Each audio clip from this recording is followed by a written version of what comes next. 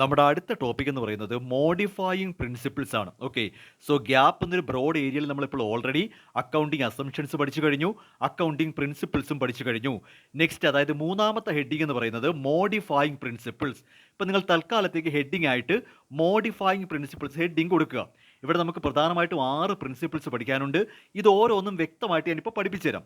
അതിന് മുൻപായിട്ട് പ്രധാനപ്പെട്ട ഒരു കാര്യം ഒന്ന് പറയാനുണ്ട്. ശ്രദ്ധിച്ച് കേട്ടോണേ. അപ്പോൾ എന്താണ് മോഡിഫയിങ് പ്രിൻസിപ്പിൾ എന്നും അതിൽ 6 പ്രിൻസിപ്പിൾസും നമുക്ക് വിശദമായിട്ട് പഠിക്കാം. അതിന് മുൻപായിട്ട് ഈ പറഞ്ഞ കാര്യം ഒന്ന് കേട്ടോ. ഒരു എക്സാമ്പിളായിട്ട് ഇപ്പോൾ നിങ്ങളൊരു അക്കൗണ്ടൻ്റ് ആണെന്ന് വിചാരിക്കാം. ഒരു ബിസിനസ് സ്ഥാപനത്തിൻ്റെ അക്കൗണ്ടൻ്റ് ആണ്. ശ്രദ്ധിച്ച് കേട്ടോണേ. ഇപ്പോൾ നിങ്ങളൊരു ബിസിനസ് സ്ഥാപനത്തിൻ്റെ അക്കൗണ്ടൻ്റ് ആണ്. ഓക്കെ. അപ്പോൾ നമ്മുടെ ജോലി എന്ന് പറയുന്നത് ബിസിനസ്സിലെ ട്രാൻസാക്ഷൻസ് ഐഡൻറ്റിഫൈ ചെയ്ത് കൃത്യമായിട്ട് ബുക്സ് ഓഫ് അക്കൗണ്ട്സ് പ്രിപ്പയർ ചെയ്യുക. ഇതാണല്ലോ നമ്മുടെ ജോലി എന്ന് പറയുന്നത്. അപ്പോൾ ആസ് ആൻ അക്കൗണ്ടൻറ്റ് നിങ്ങൾ കൃത്യമായിട്ട് ബിസിനസ്സിൻ്റെ ബുക്സ് ഓഫ് അക്കൗണ്ട്സ് പ്രിപ്പയർ ചെയ്യുന്നുണ്ട്. ഇനി എൻ്റെ ജോലി എന്ന് പറയുന്നത് നിങ്ങൾ ഈ പ്രിപ്പയർ ചെയ്ത് വെച്ചിരിക്കുന്ന ഈ ബുക്സ് ഓഫ് അക്കൗണ്ട്സ് ഉണ്ടല്ലോ, ഇത് നിങ്ങൾക്ക് രാവിലെയും വൈകിട്ടും എടുത്ത് വെച്ച് വായിക്കാനാണോ? ആസ് ആൻ അക്കൗണ്ടൻറ്റ് നിങ്ങൾ ഈ പ്രിപ്പയർ ചെയ്യുന്ന ബുക്സ് ഓഫ് അക്കൗണ്ട്സ് അല്ലെങ്കിൽ ഈ കണക്കുകളൊക്കെ ഇല്ലേ, അക്കൗണ്ടിങ് റിപ്പോർട്ട്സ് ഇല്ലേ, ഈ പ്രിപ്പയർ ചെയ്ത് വെക്കുന്ന ബുക്സ് ഓഫ് അക്കൗണ്ട്സ് ഇല്ലേടോ, ഈ books of accounts as an accountant നിങ്ങൾക്ക് ഡെയിലി എടുത്തു വെച്ച് വായിക്കാനാണോ? തീർച്ചയായിട്ടും അല്ല. നിങ്ങളൊരു അക്കൗണ്ടൻ്റ് ആയിട്ട് ബുക്സ് ഓഫ് അക്കൗണ്ട്സ് പ്രിപ്പയർ ചെയ്യുന്നത് എൻ്റെ യൂസേഴ്സിന് വേണ്ടിയാണ്. ആർക്ക് വേണ്ടിയാണോ ഈ ബുക്സ് ഓഫ് അക്കൗണ്ട്സ് പ്രിപ്പയർ ചെയ്യുന്നത് അവരുടെ കയ്യിൽ ഇത് എത്തിക്കണം. അവരെയാണ് നമ്മൾ എൻഡ് യൂസർ എന്ന് പറയുന്നത്. ബിസിനസ്സിൽ പ്രധാനമായിട്ടും ഇൻറ്റേർണൽ യൂസേഴ്സും ഉണ്ട്, എക്സ്റ്റേണൽ യൂസേഴ്സും ഉണ്ട്. അതായത് ഈ ബുക്സ് ഓഫ് അക്കൗണ്ട്സിലെ കാര്യങ്ങൾ ആവശ്യമായിട്ടുള്ള ഇൻറ്റേർണൽ യൂസേഴ്സും ഉണ്ട്, എക്സ്റ്റേണൽ യൂസേഴ്സും ഉണ്ട്. അപ്പോൾ ആസ് ആൻ അക്കൗണ്ടൻറ്റ്, ബിസിനസ്സിലെ അക്കൗണ്ടൻ്റ് എന്ന നിലയിൽ നിങ്ങൾ ഈ കഷ്ടപ്പെട്ട് ബുദ്ധിമുട്ടി ഈ ബുക്സ് ഓഫ് അക്കൗണ്ട്സ് പ്രിപ്പയർ ചെയ്യുന്നത് ഇൻറ്റേർണൽ യൂസേഴ്സിന് വേണ്ടിയുമാകാം, എക്സ്റ്റേണൽ യൂസേഴ്സിന് വേണ്ടിയുമാകാം. ആരൊക്കെയാണോ ഇൻറ്റേർണൽ യൂസേഴ്സ്? ഒരു അക്കൗണ്ടൻ്റ് എന്ന നിലയിൽ നിങ്ങൾ ഈ പ്രിപ്പയർ ചെയ്യുന്ന ബുക്സ് ഓഫ് അക്കൗണ്ട്സിൻ്റെ ആവശ്യം വരുന്നു. ഈ ബുക്സ് ഓഫ് അക്കൗണ്ട്സിലെ കാര്യങ്ങളൊക്കെ അറിയേണ്ടുന്നത് ഇൻറ്റേർണൽ യൂസേഴ്സ് ആരൊക്കെയാണ്? ബിസിനസ്സിനകത്ത് മാനേജിങ് സ്റ്റാഫുകൾ, അതായത് ടോപ്പ് മാനേജ്മെൻറ്റ്, വേണമെങ്കിൽ ബിസിനസ്സിൻ്റെ മുതലാളിമാരെന്ന് വിളിച്ചു.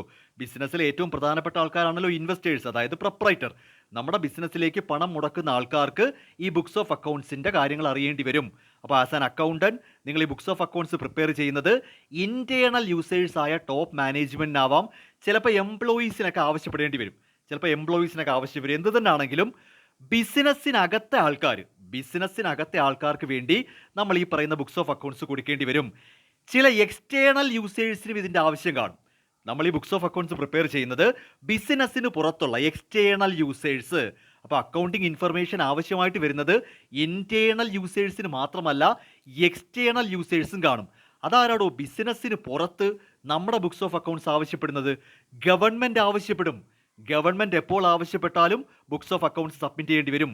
ടാക്സ് അതോറിറ്റി ആവശ്യപ്പെട്ടാൽ കൊടുക്കേണ്ടി വരും. ബാങ്ക് നമുക്ക് ലോണുമായിട്ട് ബന്ധപ്പെട്ട് എന്തെങ്കിലും കാര്യങ്ങൾ ചോദിക്കാൻ ചെല്ലുമ്പോൾ നമ്മുടെ ബുക്സ് ഓഫ് അക്കൗണ്ട്സ് സബ്മിറ്റ് ചെയ്യേണ്ടി വരും. സ്റ്റോക്ക് എക്സ്ചേഞ്ച്, നമ്മളൊരു company form of business organisation ആണെങ്കിൽ ഈ സ്റ്റോക്ക് എക്സ്ചേഞ്ച് അഥവാ സെബി ഒക്കെ നമുക്ക് ആവശ്യപ്പെടും. സ്റ്റോക്ക് എക്സ്ചേഞ്ച് നമുക്ക് ആവശ്യപ്പെടാം. ആർ ബി ഐ ആവശ്യപ്പെടും. വേണ്ടി വന്നാൽ ട്രേഡ് യൂണിയൻസിന് ആവശ്യപ്പെടാം. ഇങ്ങനെ ബിസിനസ്സിന് പുറത്തുള്ള government, tax authority, bank, R B I, stock exchange, trade unions, ഇങ്ങനത്തെ ആൾക്കാർക്കെല്ലാം വേണമെങ്കിൽ ഈ ബുക്സ് ഓഫ് അക്കൗണ്ട്സ് ആവശ്യപ്പെടാം. ചുരുക്കി പറഞ്ഞാൽ നിങ്ങളൊരു അക്കൗണ്ടൻ്റായിട്ട് ജോലി ചെയ്യുമ്പോൾ നിങ്ങൾ ഈ ബുക്സ് ഓഫ് അക്കൗണ്ട്സ് പ്രിപ്പയർ ചെയ്യുന്നത് നിങ്ങളുടെ പേഴ്സണൽ ആവശ്യത്തിനല്ല. ആർക്ക് വേണ്ടിയാണ്? എൻ്റെ യൂസേഴ്സിന് വേണ്ടിയാണ്. ഈ യൂസേഴ്സ് എന്ന് പറയുമ്പോൾ ഇൻറ്റേർണൽ യൂസേഴ്സുമാകാം, എക്സ്റ്റേണൽ യൂസേഴ്സുമാകാം. ഇത്രയും കാര്യം ഓക്കെ ആണല്ലോ. അപ്പോൾ കോമൺ സെൻസ് ചിന്തിച്ചാൽ തന്നെ അറിയാം, നമ്മൾ ബിസിനസ്സിൽ അക്കൗണ്ടൻ്റായിട്ട് ജോലി കിട്ടി ചെല്ലുമ്പോൾ നമ്മൾ ഈ കിടന്ന് കഷ്ടപ്പെടുന്നത് എനിക്ക് രാവിലെയും വൈകിട്ടും എടുത്തു വെച്ച് ഈ ബുക്ക് വായിക്കാനല്ല, മറ്റാർക്കോ വേണ്ടി, അഥവാ ഞാൻ ഈ പ്രിപ്പയർ ചെയ്യുന്നത് മറ്റൊരാൾക്ക് വേണ്ടിയാണെന്ന ബോധം എനിക്കുണ്ട്. അപ്പോൾ ഒരു accountant books of accounts prepare ചെയ്യുന്നത് അയാളുടെ പേഴ്സണൽ ആവശ്യത്തിനല്ല, മറ്റു യൂസേഴ്സിന് വേണ്ടിയാണ് നമ്മൾ ഈ ബുക്സ് ഓഫ് അക്കൗണ്ട്സ് പ്രിപ്പയർ ചെയ്യുന്നത്. ഓക്കെ, ഉറപ്പായിട്ട് മനസ്സിലായല്ലോ. അപ്പോൾ ഈ ബുക്സ് ഓഫ് അക്കൗണ്ട്സ് ആർക്കാണ് ആവശ്യം? അക്കൗണ്ടൻറ്റിന് വേണ്ടിയല്ല പ്രിപ്പയർ ചെയ്യുന്നത്. മീ ആസ് ആൻ അക്കൗണ്ടൻറ്റ് ഞാൻ എനിക്ക് വേണ്ടിയല്ല പ്രിപ്പയർ ചെയ്യുന്നത്, മറ്റൊരാൾക്ക് വേണ്ടിയാണ് ഞാൻ ഈ ബുക്സ് ഓഫ് അക്കൗണ്ട്സ് പ്രിപ്പയർ ചെയ്യുന്നത്. ഇത്രയും കാര്യം നല്ല വൃത്തിക്ക് മനസ്സിലായിട്ടുണ്ടല്ലോ. ആ യൂസർ എന്ന് പറയുന്നത് ഇൻറ്റേർണൽ ഉള്ള യൂസറുമാകാം, എക്സ്റ്റേണലുമാകാം. പല തരത്തിലുള്ള യൂസേഴ്സാണ്. ഒരാൾക്ക് വേണ്ടി എന്ന് പറഞ്ഞായിരിക്കത്തില്ല. ഇപ്പം ഞാൻ ബുക്സ് ഓഫ് അക്കൗണ്ട്സ് പ്രിപ്പയർ ചെയ്യുമ്പോൾ അത് ഓണർ മാത്രമേ കാണാവൂ എന്നല്ല. ബാങ്കിന് ആവശ്യപ്പെടാം, ഗവൺമെൻറ്റിന് ആവശ്യപ്പെടാം, ടാക്സ് അതോറിറ്റിക്ക് വേണമെങ്കിൽ ആവശ്യപ്പെടാം, സ്റ്റോക്ക് എക്സ്ചേഞ്ചിന് ആവശ്യപ്പെടാം. പുറത്തുള്ള ആൾക്കാർക്കും നമ്മുടെ ബുക്സ് ഓഫ് അക്കൗണ്ട്സ് ആവശ്യപ്പെടാം. ഇത്രയും കാര്യം ഓക്കെ ആണല്ലോ. ശരി, ഇനി ഞാൻ പറയുന്നത് കേട്ടോണം. ഞാനൊരു അക്കൗണ്ടന്റ് എന്ന നിലയിൽ ബുക്സ് ഓഫ് അക്കൗണ്ട്സ് പ്രിപ്പയർ ചെയ്യുന്നത്, വൃത്തിക്ക് കേട്ടോണം, ഞാൻ ബുക്സ് ഓഫ് അക്കൗണ്ട്സ് പ്രിപ്പയർ ചെയ്യുന്നത് ഈ അക്കൗണ്ടിങ് അസംഷൻസും അക്കൗണ്ടിങ് പ്രിൻസിപ്പിൾസും മനസ്സിൽ വെച്ചായിരിക്കണം. സോ ബുക്സ് ഓഫ് അക്കൗണ്ട്സിന്റെ പ്രിപ്പറേഷന് വേണ്ടി അക്കൗണ്ടിങ്ങിൽ അല്ലെങ്കിൽ ഒരു ബിസിനസ്സിനകത്ത് ബുക്സ് ഓഫ് അക്കൗണ്ട്സിന്റെ പ്രിപ്പറേഷൻ സമയത്താണ് ഞാൻ ഈ അക്കൗണ്ടിങ് അസംഷൻസും അക്കൗണ്ടിങ് പ്രിൻസിപ്പിൾസും അപ്ലൈ ചെയ്യേണ്ടത്. ഇതാണ് ഏറ്റവും പ്രധാനപ്പെട്ട കാര്യം. ബുക്സ് ഓഫ് അക്കൗണ്ട്സിന്റെ പ്രിപ്പറേഷന് വേണ്ടിയാണ് ഈ അക്കൗണ്ടിങ് അസംഷൻസും അക്കൗണ്ടിങ് പ്രിൻസിപ്പിൾസും നമ്മൾ ഫോളോ ചെയ്യേണ്ടത്. അങ്ങനെ പ്രിപ്പയർ ചെയ്യുമ്പോൾ കേട്ടോണേ, അങ്ങനെ പ്രിപ്പയർ ചെയ്യുമ്പോൾ ആസ് ആൻ അക്കൗണ്ടന്റ് എൻ്റെ മനസ്സിൽ വ്യക്തമായ ധാരണയുണ്ട്, ഞാൻ ഈ പ്രിപ്പയർ ചെയ്യുന്നത് മറ്റൊരാൾക്ക് വേണ്ടിയാണ്. അതായത് ഈ ബുക്സ് ഓഫ് അക്കൗണ്ട്സ് ഞാൻ മറ്റൊരാളുടെ മുമ്പിൽ പ്രസൻറ്റ് ചെയ്യേണ്ടി വരും. ഇത് എനിക്ക് വേണ്ടി മാത്രമല്ല, ആസ് ആൻ അക്കൗണ്ടന്റ് ഇത് എനിക്ക് രാവിലെയും വൈകിട്ടും വായിക്കാനല്ല, മറ്റൊരാൾക്ക് വേണ്ടിയാണ് ഞാൻ ഈ ബുക്സ് ഓഫ് അക്കൗണ്ട്സ് പ്രിപ്പയർ ചെയ്യുന്നത്. ഓക്കെ, അപ്പോൾ പ്രിപ്പറേഷന് വേണ്ടിയാണ് അക്കൗണ്ടിങ് അസംഷനും അക്കൗണ്ടിങ് പ്രിൻസിപ്പിൾസും ഫോളോ ചെയ്യുന്നതെങ്കിൽ ഞാനിത് മറ്റൊരാളുടെ മുമ്പിൽ പ്രസൻറ്റ് ചെയ്യേണ്ടി വരത്തില്ലേ? ഓണർ ആവാം, ഗവൺമെൻറ് ആവാം, ടാക്സ് ആവാം, എന്തോ ആയിക്കോട്ടെ, ഞാൻ മറ്റൊരാൾക്ക് വേണ്ടി അല്ലേടോ ഇത് പ്രിപ്പയർ ചെയ്യുന്നത്. സോ മറ്റൊരാൾക്ക് വേണ്ടി നമ്മൾ പ്രിപ്പയർ ചെയ്യുമ്പോൾ ആ പ്രസൻറ്റേഷൻ, ഞാനിത് അയാൾക്ക് മുമ്പിൽ പ്രസൻറ്റ് ചെയ്യണ്ടേ, ആ പ്രസൻറ്റേഷന് വേണ്ടി ഞാൻ എന്തൊക്കെ പ്രിൻസിപ്പിൾസ് ഫോളോ ചെയ്യണം? മറ്റൊരാൾക്ക് വേണ്ടി നമ്മൾ ഈ കാര്യം പ്രിപ്പയർ ചെയ്യുമ്പോൾ നമ്മൾ പ്രധാനമായിട്ടും എന്തൊക്കെ ശ്രദ്ധിക്കണം? അതാണ് മോഡിഫയിങ് പ്രിൻസിപ്പിൾസ്. ഞാൻ പറഞ്ഞത് വ്യക്തമായിട്ട് കേട്ടോ. ബുക്സ് ഓഫ് അക്കൗണ്ട്സിൻ്റെ പ്രിപ്പറേഷൻ സമയത്താണ്, പ്രിപ്പയർ ചെയ്യാനായിട്ടാണ് അക്കൗണ്ടിങ് അസംഷൻസും അക്കൗണ്ടിങ് പ്രിൻസിപ്പിൾസും ഫോളോ ചെയ്യേണ്ടത്. നമ്മളിത് പ്രിപ്പയർ ചെയ്യുന്ന എന്തിനു വേണ്ടിയാണ്? മറ്റൊരാൾക്ക് വേണ്ടിയാണ്. ഞാൻ ഈ ബുക്സ് ഓഫ് അക്കൗണ്ട്സ് പ്രിപ്പയർ ചെയ്തിരിക്കുന്നത് മറ്റൊരാൾക്ക് വേണ്ടിയാണ്. സോ ഞാനിത് അയാളുടെ മുമ്പിൽ പ്രസൻറ്റ് ചെയ്യേണ്ടി വരും, അയാളുടെ മുൻപിൽ കൊണ്ടുപോയി കാണിക്കേണ്ടി വരും. ഇതൊക്കെ അയാൾക്ക് മനസ്സിലാക്കി കൊടുക്കേണ്ടി വരും. ഓക്കെ ആണല്ലോ. അതായത് അക്കൗണ്ടന്റിന് മാത്രം മനസ്സിലായാൽ പോരാ, യൂസർക്കും ഇത് മനസ്സിലാവണം. ആർക്ക് വേണ്ടിയാണോ ബുക്സ് ഓഫ് അക്കൗണ്ട്സ് പ്രിപ്പയർ ചെയ്യുന്നത് അയാൾക്കും ഇത് മനസ്സിലാവണം. സോ നമ്മൾ ഈ ബുക്സ് ഓഫ് അക്കൗണ്ട്സ് യൂസറുടെ മുമ്പിൽ പ്രസൻറ്റ് ചെയ്യുമ്പോൾ മറ്റൊരാൾക്ക് വേണ്ടി പ്രിപ്പയർ ചെയ്യുമല്ലേടോ. അപ്പം മറ്റൊരാൾക്ക് മുമ്പിൽ പ്രസൻറ്റ് ചെയ്യുമ്പോൾ നമ്മൾ എന്തൊക്കെ കാര്യങ്ങളാണ് ശ്രദ്ധിക്കേണ്ടത്? അതിനെയാണ് നമ്മൾ ഈ മോഡിഫയിങ് പ്രിൻസിപ്പിൾ എന്ന് വിളിക്കുന്നത്. വ്യത്യാസം മനസ്സിലായോ? അപ്പോൾ അക്കൗണ്ടിങ് പ്രിൻസിപ്പിൾസ് എന്ന് പറഞ്ഞാൽ ബുക്സ് ഓഫ് അക്കൗണ്ട്സിൻ്റെ പ്രിപ്പറേഷന് വേണ്ടി ഫോളോ ചെയ്യേണ്ട പ്രിൻസിപ്പിൾസ്. മോഡിഫയിങ് പ്രിൻസിപ്പിൾസ് എന്ന് പറയുമ്പോൾ നമ്മൾ മറ്റൊരാൾക്ക് വേണ്ടിയാണിത് പ്രിപ്പയർ ചെയ്യുന്നത്, ആ ഒരു ബോധം നമുക്കുണ്ടാവണം. അപ്പോൾ ഈ മറ്റൊരാൾക്ക് വേണ്ടി പ്രിപ്പയർ ചെയ്യുമ്പോൾ നമ്മൾ പ്രധാനമായിട്ടും അയാളെ മനസ്സിൽ കാണണം. ഓക്കെ, അപ്പോൾ നമ്മൾ എന്തൊക്കെ പ്രിൻസിപ്പിൾ ഫോളോ ചെയ്യുമ്പോഴാണ് ആസ് എ യൂസർ പുള്ളിക്കാരൻ ഈ കാര്യങ്ങളൊക്കെ പെട്ടെന്ന് മനസ്സിലാവുന്നതെന്ന് ക്ലിയർ ആവുന്നുണ്ടോ? അപ്പോൾ ആസ് എ യൂസർ നമ്മൾ ആ യൂസറെയും കൂടെ ഒന്ന് മനസ്സിൽ കാണണം. നമ്മൾ ആർക്ക് വേണ്ടിയാണോ ബുക്സ് ഓഫ് അക്കൗണ്ട്സ് പ്രിപ്പയർ ചെയ്യുന്നത് അയാൾക്ക് കാര്യങ്ങളെല്ലാം പെട്ടെന്ന് മനസ്സിലാവാൻ നമ്മൾ എന്തൊക്കെ പ്രിൻസിപ്പിൾസ് ഫോളോ ചെയ്യണം? അതാണ് യഥാർത്ഥത്തിൽ ഈ മോഡിഫയിങ് പ്രിൻസിപ്പിൾസ് എന്ന് പറയുന്നത്. ഇതൊന്നും ഞാൻ കയ്യിൽ നിന്നിട്ട് പറഞ്ഞ കാര്യങ്ങളല്ല. ഇതായി ടെക്സ്റ്റിൽ കിടക്കുന്ന ശ്രദ്ധിച്ചൊന്ന് വായിച്ചേ, ഞാൻ കൃത്യമായിട്ടൊന്ന് കേട്ടെ. ദ അക്കൗണ്ടിങ് കോൺസെപ്റ്റ്, അതാണ് accounting assumption. Okay, the accounting concept and convention, അതാണ് അക്കൗണ്ടിങ് പ്രിൻസിപ്പിൾ. ഓക്കെ, അപ്പോൾ നമുക്ക് അങ്ങനെ വായിക്കാം. The accounting assumptions and accounting principles. എടോ, അക്കൗണ്ടിങ് അസംഷൻ്റെ മറ്റൊരു വാക്കാണ് കോൺസെപ്റ്റ്, അക്കൗണ്ടിങ് പ്രിൻസിപ്പിൾസിൻ്റെ മറ്റൊരു വാക്കാണ് കൺവെൻഷൻ. ഓക്കെ, അപ്പോൾ ഈ സെൻറ്റൻസ് ഒന്ന് വായിച്ചു നോക്കിയേ. The accounting assumption and accounting principles provide guidelines for the preparation of correct financial statement. വേണമെങ്കിൽ എഴുതിയെടുത്തോ, വേണമെങ്കിൽ എഴുതിയെടുത്തോ. ദ ഫസ്റ്റ് സെൻറ്റൻസ് എന്താ പറയുന്നത്? അക്കൗണ്ടിങ് അസംഷനും അക്കൗണ്ടിങ് പ്രിൻസിപ്പിൾസും എന്തിനു വേണ്ടിയാണ്? Provide guidelines for the preparation of financial statements. ബിസിനസ്സിലെ ഫിനാൻഷ്യൽ സ്റ്റേറ്റ്മെൻറ്റിൻ്റെ പ്രിപ്പറേഷന് വേണ്ടിയുള്ള ഗൈഡ് ലൈൻസ് ആണ് ഈ അക്കൗണ്ടിങ് അസംഷനും അക്കൗണ്ടിങ് പ്രിൻസിപ്പിൾസും. നിങ്ങൾക്ക് നാളെ കാലത്ത് എവിടെയെങ്കിലും ഇൻ്റർവ്യൂവിനൊക്കെ ചെല്ലുമ്പോൾ വേണമെങ്കിൽ ചോദിക്കാം, what is the difference between accounting principle and modifying principle? അപ്പോൾ നിങ്ങൾ, സാർ അക്കൗണ്ടിങ് പ്രിൻസിപ്പിൾ ഒരു 6 ഉണ്ടെന്ന് എനിക്കറിയാം, മോഡിഫയിങ് പ്രിൻസിപ്പിൾ ഒരു 6 ഉണ്ട്. അപ്പോൾ അവർ ചോദിക്കും, നിങ്ങളടുത്ത് അതൊന്നും അല്ല ചോദിച്ചത്, എന്താണ് അക്കൗണ്ടിങ് പ്രിൻസിപ്പിളും മോഡിഫയിങ് പ്രിൻസിപ്പിളും തമ്മിലുള്ള വ്യത്യാസം എന്ന് ചോദിച്ചാൽ പറയുക, accounting principles are guidelines used for the preparation. ആ വാക്ക് അടിച്ചു പറയണം, അവരവിടെ ഫ്ലാറ്റ് ആയിക്കോളും, ഇൻ്റർവ്യൂ ബോർഡ് സാറ്റിസ്ഫൈഡ് ആകും.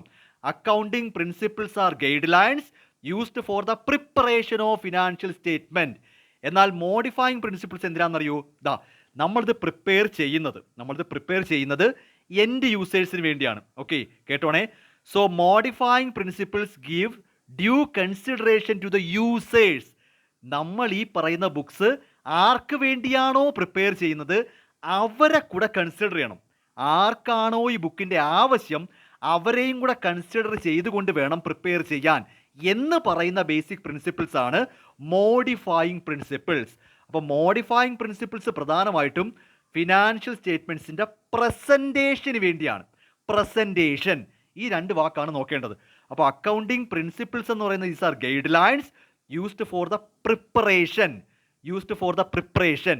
മോഡിഫൈയിങ് പ്രിൻസിപ്പിൾസ് എന്ന് പറയുന്നത് ഈ ബുക്സ് ഓഫ് അക്കൗണ്ട്സ് പ്രസൻറ്റ് ചെയ്യണ്ടേ, യൂസേഴ്സിന് പ്രസൻറ്റ് ചെയ്യണ്ടേ. അപ്പം അങ്ങനെ പ്രസൻറ്റ് ചെയ്യുന്ന സമയത്ത് നമ്മൾ പ്രധാനമായിട്ടും ശ്രദ്ധിക്കേണ്ട പ്രിൻസിപ്പിൾസ് ആണ് മോഡിഫൈയിങ് പ്രിൻസിപ്പിൾസ്. ഓക്കെ, ഇനി വേണമെങ്കിൽ ഒരു സിമ്പിൾ കാര്യം പറഞ്ഞുതരാം, സിമ്പിൾ എക്സാമ്പിളായിട്ട്. ഓക്കെ, ഇപ്പോൾ നമ്മുടെ ഹാൻഡ് റൈറ്റിംഗ്, സിമ്പിൾ കാര്യം, നമ്മുടെ ഹാൻഡ് റൈറ്റിംഗ്, ഇപ്പോൾ പേഴ്സണലി എൻ്റെ ഹാൻഡ് റൈറ്റിംഗ് വളരെ മോശമാണ്. ഓക്കെ, അപ്പോൾ വളരെ മോശമായ ഹാൻഡ് റൈറ്റിംഗിൽ ഞാൻ എക്സാം എഴുതുകയെന്ന് വിചാരിക്കുക. എൻ്റെ ഹാൻഡ് റൈറ്റിംഗ് മോശമാണ്, പക്ഷേ ഞാൻ എഴുതുന്നതെല്ലാം ശരിയാണ്. ചോദ്യത്തിൻ്റെ ഉത്തരങ്ങൾ കറക്റ്റായിട്ട് എഴുതുന്നുണ്ട്, എല്ലാ പോയിൻറ്റ്സും ഇൻക്ലൂഡ് ആണെങ്കിൽ കറക്റ്റാണ്, ആൻസർ എല്ലാം കറക്റ്റാണ്. പക്ഷേ എൻ്റെ പ്രശ്നം എൻ്റെ ഹാൻഡ് റൈറ്റിംഗ് വളരെ മോശമായിട്ട് എഴുതുന്നതെന്ന് വിചാരിക്കുക. പക്ഷേ എല്ലാം ശരിയാണ്. ഞാൻ ഈ പറയുന്ന ക്വസ്റ്റ്യൻ പേപ്പർ വായിച്ച് അതിൻ്റെ ആൻസേഴ്സ് എല്ലാം കൃത്യമായിട്ട് എഴുതുന്നുണ്ട്, ഒരു പ്രശ്നവുമില്ല. പക്ഷേ ഒരു പ്രോബ്ലം എന്താണെന്ന് വെച്ചാൽ ഈ പേപ്പർ വാല്യൂ ചെയ്യുന്നത് ഞാനല്ല, അത് മറ്റൊരാളാണ്. അപ്പോൾ ഞാൻ ഈ പരീക്ഷ എഴുതുന്നത് മറ്റൊരാൾക്ക് വാല്യൂ ചെയ്യാനാണ്. എൻ്റെ ആൻസർ ഷീറ്റ് വാല്യൂ ചെയ്യുന്നത് ഞാനല്ലല്ലോ. ഞാൻ അവിടെ ചെന്ന് വായിച്ചു കൊടുക്കാനും പോകുന്നില്ല. ഞാൻ ഈ ആൻസർ ഷീറ്റ് കൊടുത്തങ്ങ് വിടുകയല്ലേടോ ചെയ്യുന്നത്. ഈ പേപ്പർ നോക്കുന്നത് മറ്റൊരു ടീച്ചറാണ്. ആ ടീച്ചറിന് ഇത് വായിക്കാൻ പറ്റുന്നില്ലെങ്കിലോ? നോക്കൂ, ആൻസർ എല്ലാം കറക്റ്റ് തന്നെയാണ്, ആൻസേഴ്സ് എല്ലാം കറക്റ്റാണ്. പക്ഷെ പ്രശ്നം എന്താണെന്ന് ചോദിച്ചാൽ ഇതിൻ്റെ യൂസർ അഥവാ വാല്യൂ ചെയ്യുന്നത് മറ്റൊരാളല്ലേ. ആ ടീച്ചറിനാണെങ്കിൽ ഇതൊന്നും വായിക്കാൻ പറ്റുന്നില്ല. സോ ടീച്ചറിന് കഷ്ടപ്പെട്ട് ബുദ്ധിമുട്ടി ഇത് എ ആണോ ഇ ആണോ ഡബ്ല്യു ആണോ അങ്ങനെ എങ്ങനെയെങ്കിലും കഷ്ടപ്പെട്ട് ബുദ്ധിമുട്ടി മെനക്കെട്ടിരുന്നൊക്കെയാണ് വാല്യൂ ചെയ്യുന്നതെങ്കിൽ അതെൻ്റെ മാർക്കിനെ അഫക്റ്റ് ചെയ്യും. അപ്പോൾ അവിടെ പ്രശ്നം എന്താണ്? ഞാൻ എൻ്റെ ഹാൻഡ് റൈറ്റിംഗ് എനിക്ക് തോന്നിയ പോലെ എഴുതി വെച്ചിട്ട് കാര്യമില്ല, ഞാൻ അതിനെ ഒന്ന് മോഡിഫൈ ചെയ്യണം. എൻ്റെ ഹാൻഡ് റൈറ്റിംഗ് ഞാനൊന്ന് മോഡിഫൈ ചെയ്തെടുക്കണം. എന്തിനു വേണ്ടിയാണ്? എനിക്ക് വേണ്ടിയല്ല, ഈ പേപ്പർ നോക്കുന്ന ടീച്ചറിന് അത് പെട്ടെന്ന് മനസ്സിലാവാൻ. ഇപ്പോൾ ഏകദേശം ഐഡിയ മനസ്സിലാവുന്നുണ്ടോ? മോഡിഫൈയിങ് പ്രിൻസിപ്പിളിൻ്റെ മീനിങ് മനസ്സിലാവുന്നുണ്ടോ? നിങ്ങളുടെ ഹാൻഡ് റൈറ്റിംഗ് മോശമാണെങ്കിലും ആൻസർ ശരിയാന്ന് പറഞ്ഞിട്ട് കാര്യമില്ല. ഇത് നോക്കുന്നത് ടീച്ചറല്ലേ. ടീച്ചറിനത് മനസ്സിലാവുന്നില്ലെങ്കിൽ പറഞ്ഞിട്ട് കാര്യമുണ്ട്, വെട്ടിക്കളയും. സോ നിങ്ങളുടെ ഹാൻഡ് റൈറ്റിംഗ് ശരിയല്ലെങ്കിൽ നമ്മളതൊന്ന് മോഡിഫൈ ചെയ്യണം. നമ്മുടെ ഹാൻഡ് റൈറ്റിംഗ് പേപ്പർ നോക്കുന്നയാൾക്ക് സൗകര്യത്തിന് വേണ്ടി ഞാൻ എൻ്റെ ഹാൻഡ് റൈറ്റിംഗ് ഒന്ന് മോഡിഫൈ ചെയ്ത് മാറ്റാറില്ലേ? ഓക്കെ, എങ്കിലേ എനിക്ക് മാർക്ക് കിട്ടൂ. സോ അത്തരത്തിൽ നമ്മുടെ അക്കൗണ്ടിങ് പ്രിൻസിപ്പിൾസ് എല്ലാം കറക്റ്റ് ആണെങ്കിലും ഞാൻ എൻ്റെ അക്കൗണ്ടിങ് പ്രിൻസിപ്പിൾസ് എല്ലാം കറക്റ്റ് ചെയ്ത് ബുക്സ് പ്രിപ്പയർ ചെയ്തു. പക്ഷേ യൂസർക്ക് അതൊന്നും വായിച്ചിട്ട് മനസ്സിലാവുന്നില്ല. അക്കൗണ്ടിങ് പ്രിൻസിപ്പിൾസ് ഒന്നും വയലേറ്റ് ചെയ്തിട്ടില്ല, ഇതെല്ലാം ഫോളോ ചെയ്യുന്നുണ്ട്. പക്ഷെ പ്രശ്നം, ഞാൻ ഈ പറയുന്ന ബുക്സ് കൊണ്ടുവന്ന് കൊടുക്കുമ്പോൾ ആ യൂസർ ചോദിക്കുക, ഇതെന്താ സംഭവം സാർ? അത് ആസ് പെർ അക്കൗണ്ടിങ് പ്രിൻസിപ്പിൾ ഇങ്ങനെ വരുമ്പോൾ അങ്ങനെയാണ്. അതായിരുന്നല്ലേ, ഇതെന്താ സംഭവം? പ്രിൻസിപ്പിളാണ്. പക്ഷെ പ്രശ്നം, നമ്മളത് പ്രസൻറ്റ് ചെയ്യുമ്പോൾ, മറ്റൊരാളുടെ മുമ്പിൽ പ്രസൻറ്റ് ചെയ്യുമ്പോൾ അതിന് വേണ്ടി കുറച്ച് പ്രിൻസിപ്പിൾസ് ഉണ്ട്. ആ ആൾക്ക് പെട്ടെന്ന് മനസ്സിലാവുന്നതിന് വേണ്ടി, അയാൾക്കൊരു ഡിസിഷൻ എടുക്കുന്നതിന് വേണ്ടി നമ്മൾ കുറച്ച് പ്രിൻസിപ്പിൾസ് ഫോളോ ചെയ്യണം. അതാണ് മോഡിഫൈയിങ് പ്രിൻസിപ്പിൾസ്. ഇത്രയും പറഞ്ഞ് എന്തിനെന്ന് ചോദിച്ചു കഴിഞ്ഞാൽ ഇതൊന്നും പലർക്കും അറിയത്തില്ല. സീരിയസ്ലി ഇത് ഇങ്ങനെയാണ് ഇതിൻ്റെ അർത്ഥമൊന്നും അറിയത്തില്ല. എല്ലാവരും ഇതിങ്ങനെ കാണാതെ പിടിച്ച് വെച്ചിരിക്കും. നാളെ ഒരു കാലത്ത് ഒരു ഇൻ്റർവ്യൂവിന് ചോദിക്കുമ്പോഴാണ് പറയുന്നത്, അയ്യോ അങ്ങനൊന്നും ആരും പഠിപ്പിച്ചിട്ടില്ല, ഞാനിവിടെ പഠിപ്പിച്ചു. അക്കൗണ്ടിങ് അസംഷൻസും അക്കൗണ്ടിങ് പ്രിൻസിപ്പിൾസും ബുക്സ് ഓഫ് അക്കൗണ്ട്സിൻ്റെ പ്രിപ്പറേഷന് വേണ്ടിയാണ്. മോഡിഫൈയിങ് പ്രിൻസിപ്പിൾസ് എന്തിനു വേണ്ടിയാണ്? പ്രസൻറ്റേഷൻ. ഈ ബുക്സ് ഓഫ് അക്കൗണ്ട്സ് പ്രസൻറ്റ് ചെയ്യുന്ന സമയത്ത് ആ യൂസറിന് കൃത്യമായിട്ടൊരു ഡിസിഷൻ എടുക്കാൻ പ്രധാനമായിട്ടും ഈ പ്രിൻസിപ്പിൾസ് എല്ലാം നമ്മൾ ഫോളോ ചെയ്യപ്പെട്ടിരിക്കണം. അതാണ് ഈ മോഡിഫൈയിങ് പ്രിൻസിപ്പിൾ. ക്ലിയർ ആയോ? ഹാൻഡ് റൈറ്റിങ്ങിൻ്റെ കേസ് ഓർത്താൽ മതി. ടീച്ചറിന് പേപ്പർ നന്നായിട്ട് വാല്യൂ ചെയ്യണമെങ്കിൽ നമ്മുടെ ഹാൻഡ് റൈറ്റിംഗ് നമ്മുടെ ഇഷ്ടത്തിന് തോന്നിയ പോലെ എഴുതിയാൽ പോരല്ലോ, അതൊന്ന് മോഡിഫൈ ചെയ്ത് വൃത്തിയാക്കണ്ടേ, ആ ഒരു കേസ്. അപ്പം യൂസർക്ക് മനസ്സിലാവുന്ന പോലെ വേണം കാര്യങ്ങൾ പ്രസൻറ്റ് ചെയ്യാൻ. അതിനുവേണ്ടി നമ്മൾ ഫോളോ ചെയ്യേണ്ട പ്രിൻസിപ്പിൾസ് ആണ് മോഡിഫൈയിങ് പ്രിൻസിപ്പിൾസ്. ഇത് ഞാൻ കയ്യിന്നിട്ട് പറഞ്ഞതല്ല, അതാ ഈ പാരഗ്രാഫാണ്. അക്കൗണ്ടിങ് അസംഷൻസ് ആൻഡ് പ്രിൻസിപ്പിൾസ് നമ്മൾ പ്രിപ്പറേഷന് വേണ്ടിയാണ്. പക്ഷേ മോഡിഫൈയിങ് പ്രിൻസിപ്പിൾസ് കൺസിഡർ ചെയ്യുന്നത് യൂസറെയാണ്, എൻഡ് യൂസറെയാണ്. അപ്പോൾ അതുകൊണ്ട് തന്നെ എൻഡ് യൂസർക്ക് കാര്യങ്ങൾ കൃത്യമായിട്ട് മനസ്സിലാക്കി എടുക്കുന്നത് പോലെ വേണം നമ്മളെല്ലാ കാര്യങ്ങളും പ്രിപ്പയർ ചെയ്ത് പ്രസൻറ്റ് ചെയ്യാൻ. അത്തരം പ്രിൻസിപ്പിൾസ് ആണ് മോഡിഫൈയിങ് പ്രിൻസിപ്പിൾസ്. ഞാൻ കുറച്ചധികം സമയം എടുത്തെന്നറിയാം. എന്തുകൊണ്ടെന്ന് ചോദിച്ചാൽ ഇത് 99% സ്റ്റുഡൻസും ഇത് ഇങ്ങനൊന്നും മനസ്സിലാക്കി വെച്ചിട്ടില്ല ഇതുവരെ. ഇത് ഇങ്ങനെയാണ് കാരണമെന്ന്. അവർ വെറുതെ അക്കൗണ്ടിങ് അസംഷൻ 4 എണ്ണം ഉണ്ട് കാണാതെ പഠിച്ചു, പ്രിൻസിപ്പിൾ 6 എണ്ണം കാണാതെ പഠിച്ചു, മോഡിഫൈ പ്രിൻസിപ്പിൾ 6 എണ്ണം കാണാതെ പഠിച്ചു. പക്ഷേ ഫസ്റ്റ് ക്വസ്റ്റ്യൻ ഇൻ്റർവ്യൂവിന് ചെല്ലുമ്പോൾ, നിങ്ങൾ നാളെ കാലത്ത് ഒരു ഇൻ്റർവ്യൂ ചെല്ലുമ്പോൾ ഫസ്റ്റ് ക്വസ്റ്റ്യൻ ഇതായിരിക്കും, ഞങ്ങൾക്ക് നിങ്ങളുടെ ലിസ്റ്റ് ഒന്നും വേണ്ട, ഇതൊന്നും ഞങ്ങൾക്ക് അറിയേണ്ടെന്ന് അവർ പറയും. ഇതൊക്കെ നിങ്ങൾക്ക് അറിയാം. ഓക്കെ, എന്താ അക്കൗണ്ടിങ് പ്രിൻസിപ്പിളും മോഡിഫൈയിങ് പ്രിൻസിപ്പിളും തമ്മിലുള്ള പ്രധാനപ്പെട്ട വ്യത്യാസം? അയ്യോ, അപ്പോൾ പെട്ടുപോകരുത്. ഇതാണ് എൻ്റെ വ്യത്യാസം. ഓക്കെ, സോ ഇനി മോഡിഫൈയിങ് പ്രിൻസിപ്പിൾ 6 എണ്ണം ഉണ്ട്. വ്യക്തമായിട്ട് പറഞ്ഞുതരാം.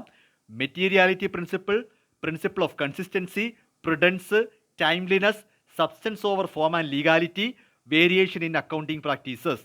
അതിലാദ്യത്തത് ഏറ്റവും പ്രധാനപ്പെട്ടത് പ്രിൻസിപ്പിൾ ഓഫ് മെറ്റീരിയാലിറ്റി. വ്യക്തമായിട്ട് പറഞ്ഞുതരാം. Principle of materiality. ഇവിടെ ഞാൻ ഒരു എക്സാമ്പിൾ പറയാം. ഇപ്പം നമ്മളൊക്കെ സ്കൂളിൽ നിന്നും കോളേജിൽ നിന്നൊക്കെ ടൂർ പോകാറുണ്ട്.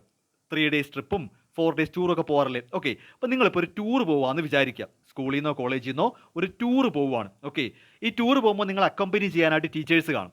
നിങ്ങളുടെ കൂടെ വന്നിരിക്കുന്നത് വളരെ നന്നായിട്ട്, നിങ്ങൾക്ക് ഏറ്റവും നല്ല ക്ലാസ് എടുക്കുന്ന, നിങ്ങൾക്ക് നല്ല അഭിപ്രായമുള്ള, ഏറ്റവും നന്നായിട്ട് പഠിപ്പിക്കുന്ന ഒരു ടീച്ചറാണ് കൂടെ വരുന്നത്. സൂപ്പർ ക്ലാസ്സാണ്. ആ ടീച്ചറുടെ ക്ലാസ് എന്ന് പറയുമ്പോൾ നിങ്ങൾക്ക് ഏറ്റവും ഫേവറേറ്റ് ആണ്. അത്രയും നന്നായിട്ട് ക്ലാസ് എടുക്കുന്ന ടീച്ചറാണ് കൂടെ വന്നിരിക്കുന്നതെന്ന് വിചാരിക്കുക. നിങ്ങൾക്ക് ആ ടീച്ചറിൻ്റെ ക്ലാസ്സിനെ പറ്റി യാതൊരു മോശം അഭിപ്രായമില്ല, അടിപൊളി ക്ലാസ്സാണ്, നിങ്ങൾ ആ ടീച്ചറിൻ്റെ ക്ലാസ് മിസ് ചെയ്യത്തില്ല, അത്ര മനോഹരമായ ക്ലാസ്സാണെന്ന് വിചാരിക്കുക.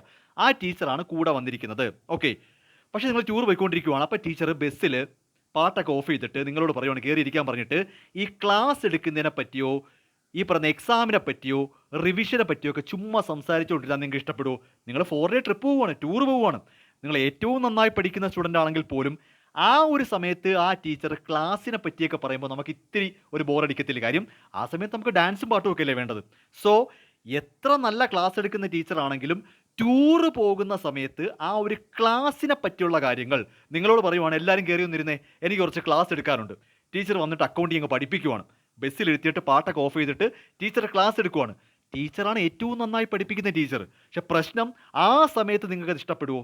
ഇഷ്ടപ്പെടില്ല. കാരണം ആ ടൂർ പോണ 4 ദിവസം നിങ്ങൾക്ക് ഈ ക്ലാസ് എന്ന് പറയുന്നത് അത്ര മെറ്റീരിയൽ തിങ് അല്ല. അത്ര മെറ്റീരിയൽ തിങ് അല്ല എന്ന് പറഞ്ഞാൽ അവിടെ ഒരു ക്ലാസ് കിട്ടിയിട്ട് നിങ്ങൾക്ക് പ്രത്യേകിച്ച് വലിയ എൻജോയ്മെൻ്റ് ഒന്നും വരത്തില്ല, വലിയ സന്തോഷമൊന്നും കിട്ടത്തില്ല. അവിടുത്തെ സന്തോഷം എന്ന് പറയുന്നത് കുറച്ച് ഡാൻസും പാട്ടും ഒക്കെയാണ്. ഞാൻ പറയുന്നത് മനസ്സിലാവുന്നുണ്ടോ? അപ്പോൾ പ്രിൻസിപ്പിൾ ഓഫ് മെറ്റീരിയാലിറ്റി എന്ന് പറഞ്ഞാൽ നമ്മൾ യൂസറെ മുൻകൂട്ടി കണ്ടിട്ട് ആ യൂസർക്ക് ആവശ്യമുള്ള കാര്യങ്ങൾ വേണം ഈ ഫിനാൻഷ്യൽ റെക്കോർഡ്സിനകത്ത് ഉൾപ്പെടുത്തി വെക്കാം. യൂസർക്ക് മെറ്റീരിയൽ തിങ് ആണെന്ന് തോന്നുന്ന കാര്യങ്ങൾ മാത്രം നമ്മൾ ഫിനാൻഷ്യൽ സ്റ്റേറ്റ്മെൻറ്റ്സിൽ ഉൾപ്പെടുത്തിയാൽ മതി.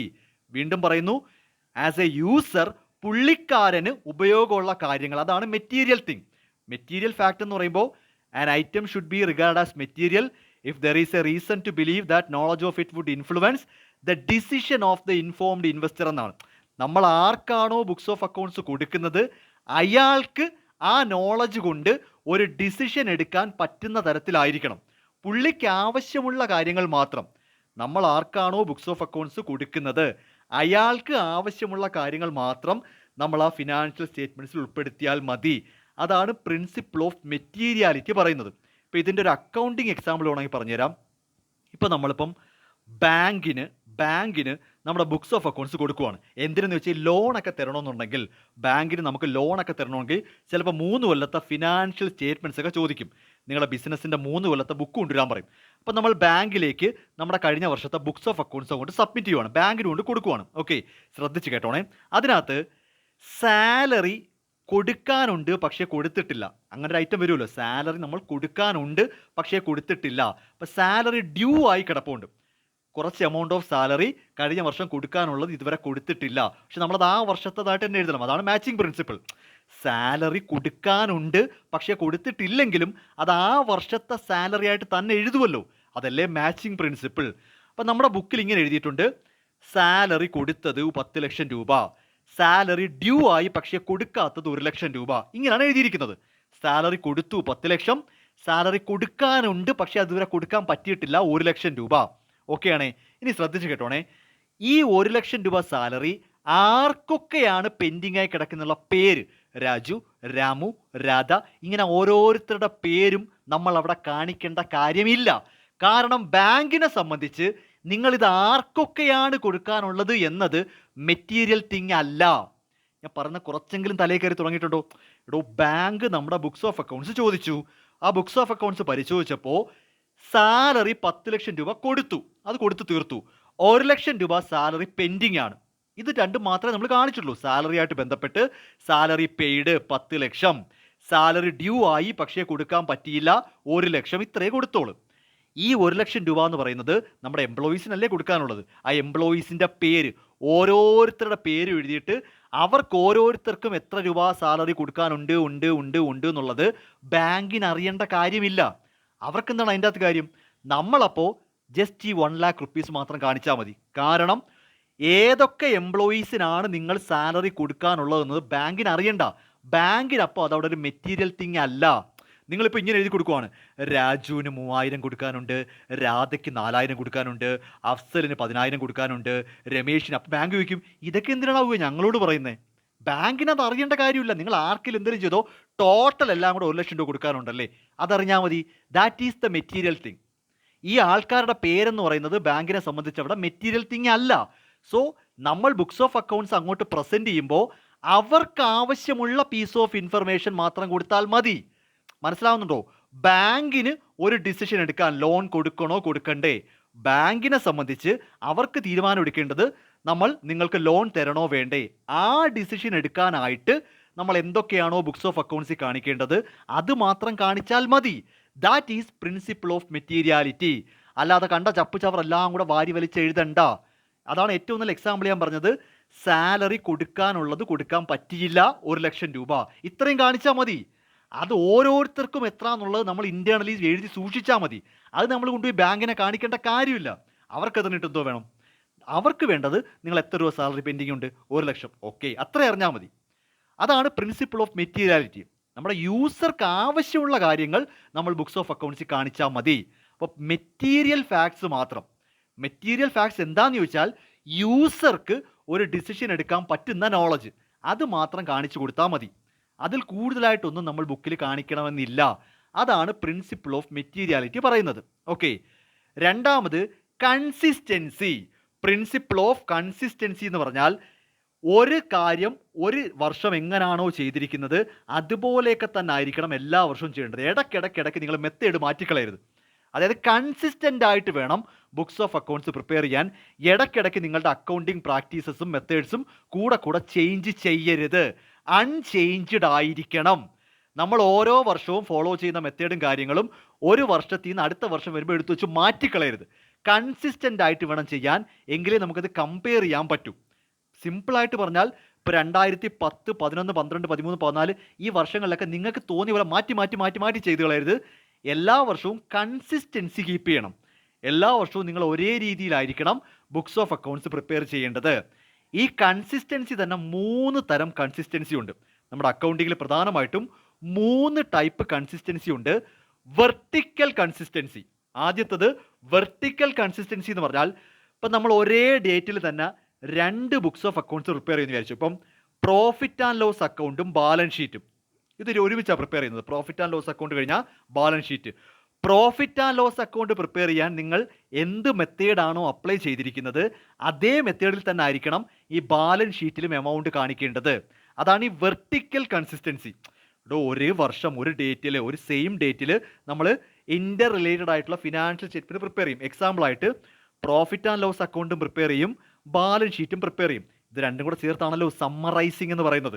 Accounting is an art of accounting is an art of recording, classifying, summarising ആണല്ലോ. അപ്പോൾ ഈ സമ്മറൈസിങ് എന്ന് പറഞ്ഞാൽ ഇത് രണ്ടും കൂടെ ചേർത്താണ് പ്രോഫിറ്റ് ആൻഡ് ലോസ് അക്കൗണ്ടും ബാലൻസ് ഷീറ്റും. ഓക്കെ, അപ്പോൾ profit and loss account prepare ചെയ്യുമ്പോൾ നമ്മളൊരു പെർട്ടിക്കുലർ കാര്യത്തിനൊരു മെത്തേഡ് യൂസ് ചെയ്യുന്നതെങ്കിൽ ആ മെത്തേഡിൽ തന്നെ ആയിരിക്കണം അതേ കാര്യം ബാലൻസ് ഷീറ്റിലും കാണിക്കേണ്ടത്.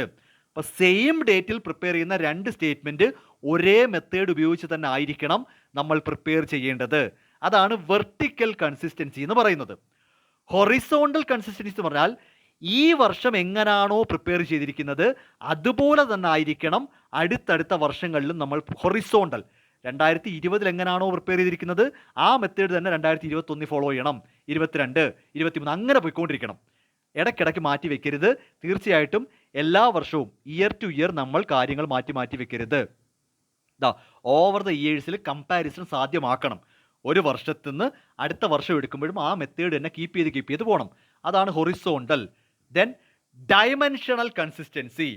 ഡയമെൻഷണൽ ഉദ്ദേശിക്കുന്നത് ഒരു ഇൻഡസ്ട്രിയിലെ എല്ലാ ഫേംസും ഒരേ മെത്തേഡ് തന്നെ കീപ്പ് ചെയ്യണം. എക്സാമ്പിളായിട്ട് സിമെൻറ്റ് ഇൻഡസ്ട്രിക്കകത്ത് വരുന്നതാണ് Ambuja cements, Ramco cements, UltraTech cements, പല സിമെൻറ്റ്സ് ഇല്ലേ. ഈ എല്ലാ കമ്പനികളും ഒരേ മെത്തേഡ് തന്നെ ബുക്സ് ഓഫ് അക്കൗണ്ട്സ് പ്രിപ്പയർ ചെയ്യാൻ കീപ്പ് ചെയ്യണമെന്നാണ് പറയുന്നത്. എങ്കിലേ എടുത്ത് വെച്ച് കമ്പയർ ചെയ്യാൻ പറ്റൂ. ഇപ്പോൾ അംബുജ സിമെൻറ്റ്സ് അവരുടെ ഒരു മെത്തേഡിലും റാംകോ സിമെൻറ്റ്സ് അവരുടെ മെത്തേഡിലും ബുക്ക് പ്രിപ്പയർ ചെയ്താൽ നമുക്ക് ഈ രണ്ട് കമ്പനിയും തമ്മിൽ കമ്പയർ ചെയ്യാൻ പറ്റത്തില്ല. അപ്പോൾ ഒരു ഇൻഡസ്ട്രിക്കകത്ത് വരുന്ന ഡിഫറെൻ്റ് ഓർഗനൈസേഷൻസ് ഒരുപോലെ തന്നെ ബുക്സ് പ്രിപ്പയർ ചെയ്യണം.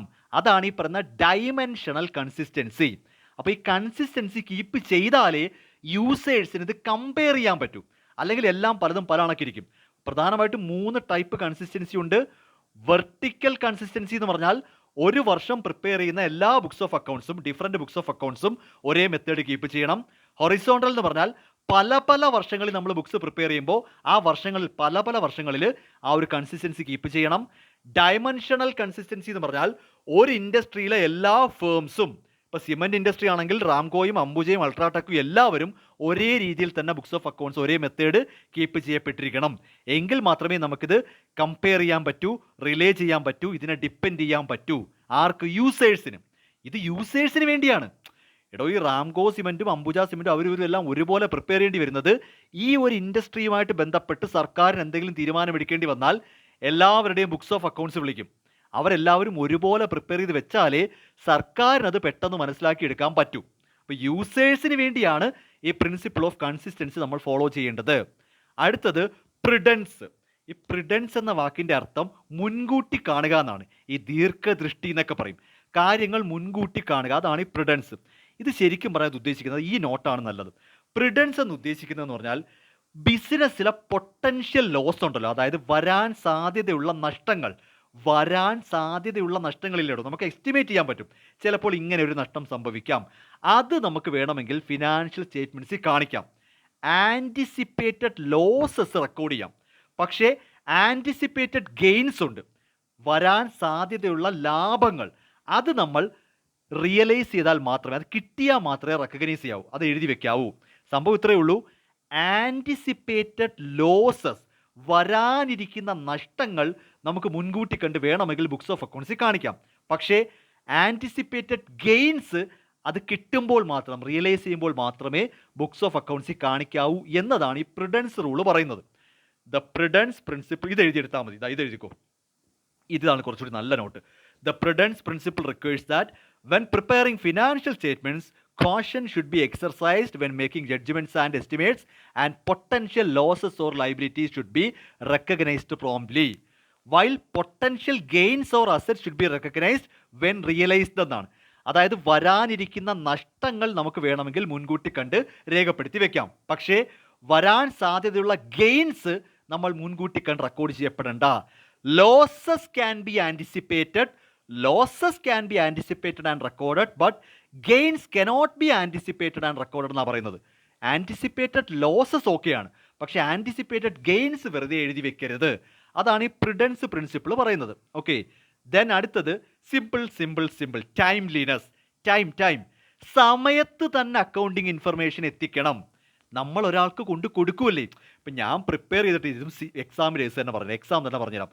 പല കുട്ടികളുടെ ഏറ്റവും വലിയ പ്രശ്നം പറയുന്നത്, അയ്യോ എല്ലാം അറിയായിരുന്നു, പിന്നെ സമയം കിട്ടിയില്ല. ഒരു കാര്യമില്ല. നിങ്ങൾക്ക് തന്നിരിക്കുന്ന 2 മണിക്കൂർ 3 മണിക്കൂറാണെങ്കിൽ ആ 3 മണിക്കൂറിനകത്ത് നിങ്ങൾ പെർഫോം ചെയ്യണം. സോ എനിക്കൊരു 15 മിനിറ്റ് കൂടെ കിട്ടിയിരുന്നെങ്കിൽ പറ്റില്ല. 3 മണിക്കൂർ കഴിയുമ്പോൾ ടീച്ചർ പേപ്പർ ഓടിച്ചുകൊണ്ട് പോകും. സമയത്ത് തന്നെ നിങ്ങൾ ഇൻഫർമേഷൻ അവൈലബിൾ ആക്കിയിരിക്കണം.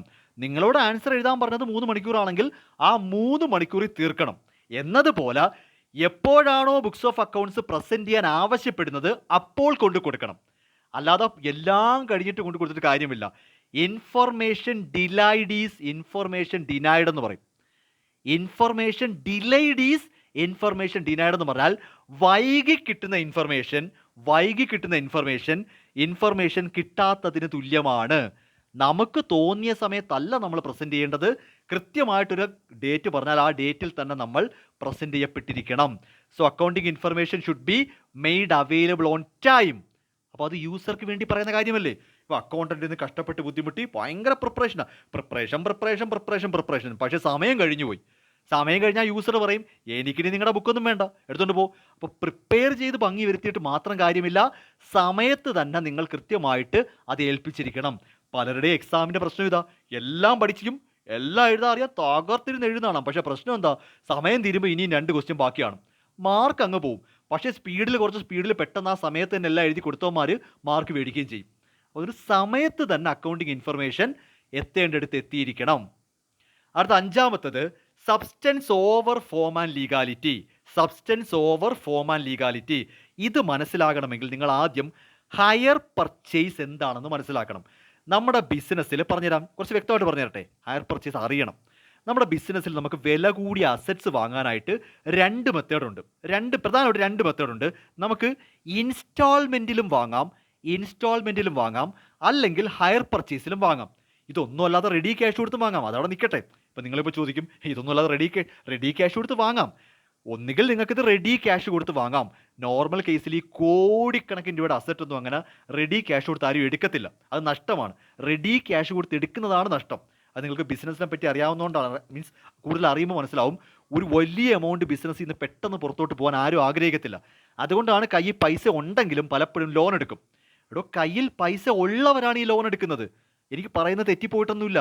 കയ്യിൽ നല്ല പോലെ പൈസ ഉള്ള, ഇപ്പം നിങ്ങൾ വിചാരിക്കും മുകേഷ് അംബാനി ഇന്ത്യയിലെ ഏറ്റവും വലിയ പണക്കാരനാണ്, പുള്ളിക്ക് 1 രൂപ ലോൺ കാണത്തില്ലായിരിക്കും. തെറ്റ്.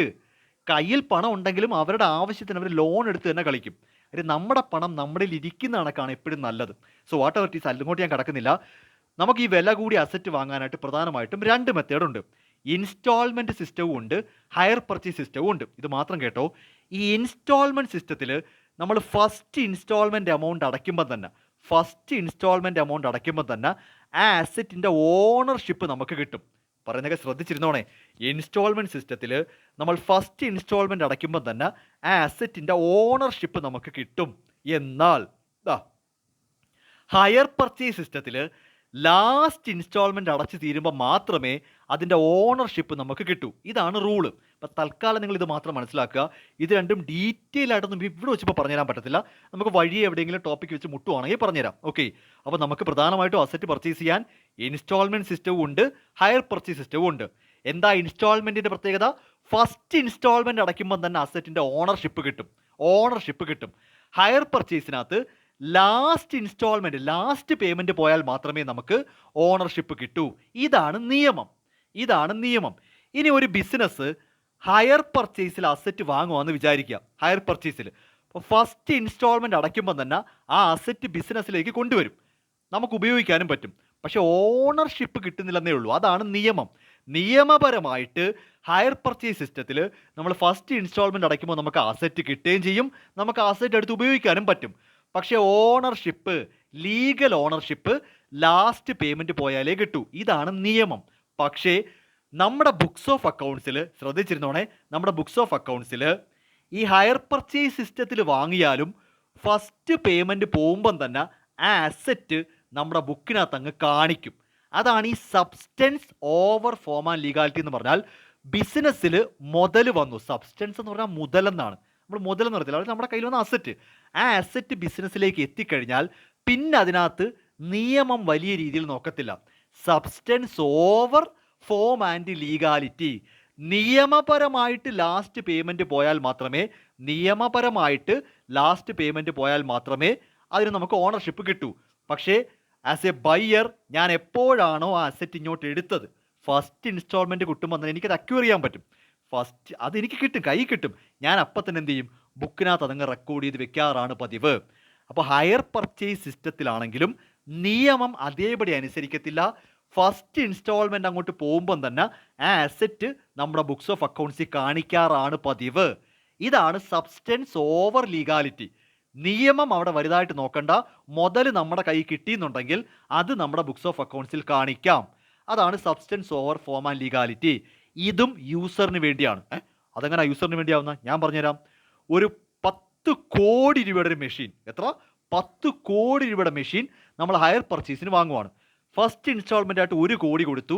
ആ മെഷീൻ നമ്മുടെ ബിസിനസ്സിൽ കൊണ്ടുവന്ന് ഇൻസ്റ്റാൾ ചെയ്ത് പ്രവർത്തിക്കുവാണ്. അപ്പോൾ ഒരു യൂസറുടെ പോയിന്റ് ഓഫ് വ്യൂവിൽ ആ മെഷീൻ നമ്മുടെ ബിസിനസ്സിനകത്തുണ്ട്. നമ്മളത് വാടകയ്ക്ക് എടുത്തതല്ലല്ലോ, അല്ല, വാങ്ങിക്കുവാണ്. കുറേശ്ശെ പൈസ കൊടുത്ത് വാങ്ങിക്കുവാണ്. പക്ഷേ ലാസ്റ്റ് പേയ്മെൻറ്റ് പോയാലേ നിയമപരമായിട്ട് ആ മെഷീൻ്റെ ഓണർഷിപ്പ് കിട്ടൂ. പക്ഷേ ഒരു യൂസർ വന്ന് നോക്കുമ്പോൾ, അല്ലെങ്കിൽ യൂസറുടെ പെർസ്പെക്റ്റീവിൽ ആ മെഷീൻ അവിടെ പ്രവർത്തിച്ചുകൊണ്ടിരിക്കുവാണ്, അത് നമ്മുടെ ഓണർഷിപ്പിലാണ്. കാര്യം അത് ഇൻസ്റ്റാൾമെൻറ്റിന്, അതായത് റെൻറ്റിന് എടുത്തിരിക്കുമല്ലോ, നമ്മളത് പൈസ അടച്ചടച്ച് ഓണർഷിപ്പിലാക്കും. ആ സെൻസിൽ ഓണറുടെ ഒരു പോയിന്റ് ഓഫ് വ്യൂവിൽ ആ അസറ്റ് ബുക്സ് ഓഫ് അക്കൗണ്ട്സിൽ കാണിക്കുന്നതാണ് പുള്ളിക്ക് നല്ലത്. കാര്യം ബിസിനസ്സിനകത്തൊരു അസറ്റ് ഉണ്ട്, നമ്മളത് വാടകയ്ക്ക് എടുത്തിരിക്കുന്നതല്ല. എങ്കിൽ പിന്നെ അത് നമ്മുടെ ഓണറാണ്. നിയമപരമായിട്ട് ഹയർ പർച്ചേസിൻ്റെ കാര്യം അവിടെ പറയാൻ പറ്റത്തില്ല. സോ നമ്മളത് റെൻറ്റിന് എടുത്തിരിക്കുന്നതല്ല, ഹയർ പർച്ചേസിനാണ്. പക്ഷേ ഒരു യൂസറെ സംബന്ധിച്ച് അതപ്പം നമ്മുടെ ഓണർഷിപ്പിലുള്ള അസറ്റായിട്ടേ പറയാൻ പറ്റൂ. വാടകയ്ക്ക് എടുത്തിരിക്കുന്നതല്ല, എൻ്റെ വീട്ടിലുണ്ട് അല്ലെങ്കിൽ എൻ്റെ കയ്യിൽ ഇരിപ്പുണ്ട്, ഞാൻ അതിൻ്റെ ഓണർ ആവുകയും ചെയ്യുമെങ്കിൽ തുടക്കത്തിലേ അതിൽ എൻ്റെ ഓണറായിട്ടും കാണിക്കുന്നതാണ് നല്ലത്. ഇപ്പോൾ യൂസറുടെ പെർസ്പെക്റ്റീവിൽ ആ അസറ്റ് നമ്മുടെ ബിസിനസ്സിൻ്റെ ആയിട്ട് കാണിക്കുന്നതാണ് ആ യൂസറിന് പെട്ടെന്ന് മനസ്സിലാക്കാൻ നല്ലത്. ഓക്കെ, അതാണ് ഈ substance over form and legality. Last one, variation in accounting practices. നമ്മൾ ഈ ഗ്യാപ്പ് അനുസരിച്ചാണ് എല്ലാ ബിസിനസ്സുകാരും accounting books of accounts prepare ചെയ്യുന്നത് പറഞ്ഞു. പക്ഷേ നമ്മുടെ രാജ്യത്ത് പ്രവർത്തിക്കുന്ന ചിലതരം ബിസിനസ്സുകൾ, എക്സാമ്പിളായിട്ട് bank, insurance, mutual fund, electricity companies, ഇങ്ങനെ സെപ്പറേറ്റ് ആയിട്ട് നിയമങ്ങളുള്ള ബിസിനസ്സുണ്ട്. ബാങ്ക് ഫോളോ ചെയ്യുന്നത് ബാങ്കിങ് റെഗുലേഷൻ ആക്ട് ആണ്. ഇൻഷുറൻസ് ഫോളോ ചെയ്യുന്നത് ഇൻഷുറൻസ് റെഗുലേഷൻ ആക്ട് ആണ്. ഇലക്ട്രിസിറ്റി ബോർഡിന് അവരുടെ ആക്ട് ഉണ്ട്, മ്യൂച്വൽ ഫണ്ടിന് അവരുടെ ആക്ട് ഉണ്ട്. അങ്ങനെ പ്രത്യേക നിയമങ്ങൾ അനുസരിച്ച് പ്രവർത്തിക്കുന്ന ചില ബിസിനസ്സുകളുണ്ട്. ഇപ്പോൾ ബാങ്കും ഇൻഷുറൻസും കൊടുക്കുക, ഇന്ത്യയിലാണെങ്കിൽ ബാങ്കും ഇൻഷുറൻസും പ്രവർത്തിക്കുന്നത് അവർക്ക് സെപ്പറേറ്റ് ആക്ട് ഉണ്ട്. അപ്പോൾ അവർ ഈ ഗ്യാപ്പ് ഫോളോ ചെയ്യത്തില്ല എന്നല്ല ഞാൻ പറയുന്നത്, ഈ ഗ്യാപ്പിന് പുറമെ അവരുടെ ആക്ട് പറയുന്ന ചില കാര്യങ്ങളും കൂടെ ഫോളോ ചെയ്യാറുണ്ട്. സോ ചില വേരിയേഷൻസ് ഒക്കെ അവർ വരുത്താറുണ്ട്. ഇപ്പോൾ ബാങ്കിങ് കമ്പനിയുടെ ബുക്സ് ഓഫ് അക്കൗണ്ട്സ് പരിശോധിക്കുമ്പോൾ ഈ ഗ്യാപ്പ് അതേപോലെ ഫോളോ ചെയ്യുന്ന കമ്പനിയുടെ ബുക്സുമായിട്ട് വ്യത്യാസം കാണും. മനസ്സിലാവുന്ന കാര്യം, ബാങ്ക്സ് ഫോളോ ചെയ്യുന്നത് ബാങ്ക്സിൻ്റെ പ്രത്യേക നിയമങ്ങളാണ്. അതിനകത്ത് മറ്റു ചില കാര്യങ്ങൾ എഴുതി വെച്ചിട്ടുണ്ട്, അത് ഈ ഗ്യാപ്പിൽ നിന്ന് ചില വ്യത്യാസം കാണും.